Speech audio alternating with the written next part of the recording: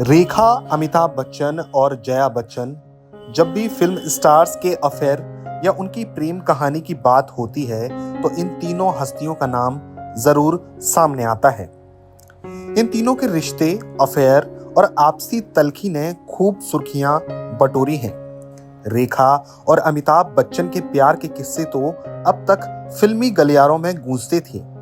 हालांकि बाद में अमिताभ ने जया से शादी कर ली, लेकिन कहा जाता है कि शादी के बाद भी अमिताभ और रेखा के आपस में बातचीत होती थी।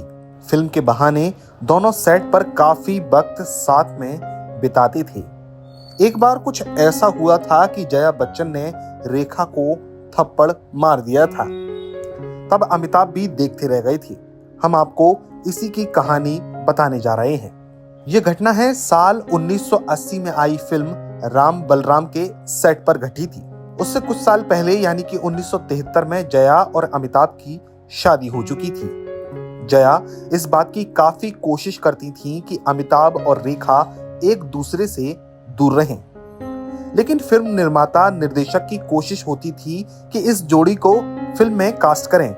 प्रोड्यूसर टीटो टोनी एक फिल्म में रेखा और अमिताभ को साइन करना चाह रहे थे, जिसका नाम राम बलराम था। जया बच्चन ने प्रोड्यूसर से कहा कि वो फिल्म में अमिताभ बच्चन के अपोजिट में जीनत अमान को साइन कर लें। जब रेखा को पता चला कि उन्हें फिल्म से रिप्लेस किया जा रहा है तो उन्होंने टीटो टोनी से बात करने की बजाय डायरेक्टर विजय आनंद से सीधे बात कर ली।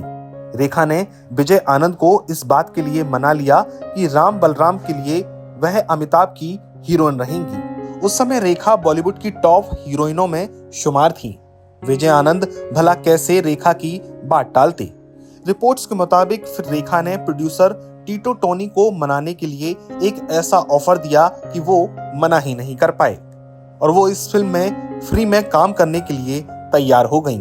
जी हाँ, यानी कि उन्होंने फिल्म में काम करने के लिए कोई भी पैसा नहीं लिया। राम बलराम की शूटिंग रेखा और अमिताभ बच्चन के साथ शुरू हो गई। जब जया बच्चन को ये बात पता चली तो वो एक दिन अचानक सेट पर पहुंच गईं।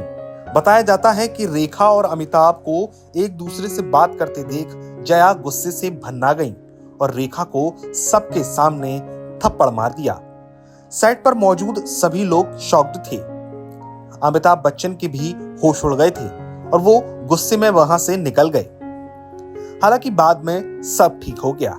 रेखा और जया वैसे तो एक दूसरे के सामने आने से कतराती हैं, लेकिन एक दूसरे का सम्मान भी बहुत करती हैं।